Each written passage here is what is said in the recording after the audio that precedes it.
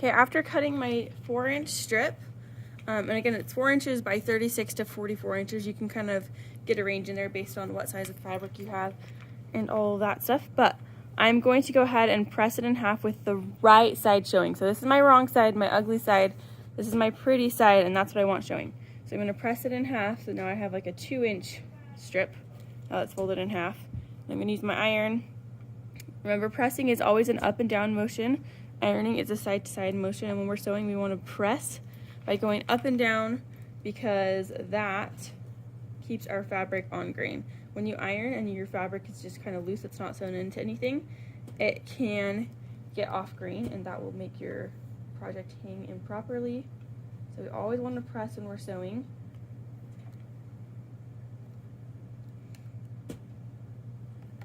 And if it's not ironing, like if when you iron things aren't staying the way you want, you can always add a little bit of water and that will help kind of really get a crease in there.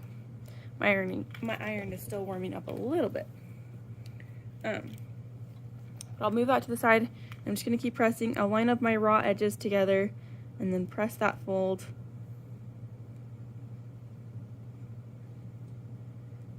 Okay. So I've pressed down this whole thing. Now I'm going to look inside and I should have a little bit of a crease. You can't see it super well. Maybe on this side you can. There's a little bit of a crease there. On this side, I can see it. I don't know that you can. You can kind of see it from a distance, I guess, where it just automatically wants to fold. And I'm going to press my raw edges to that crease now.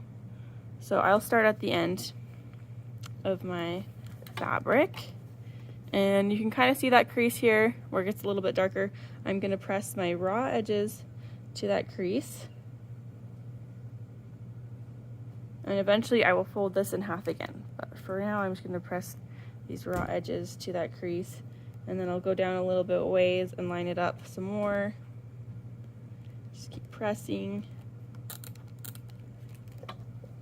And then I'll slide this whole thing down. And just continue pressing my raw edges to that center crease.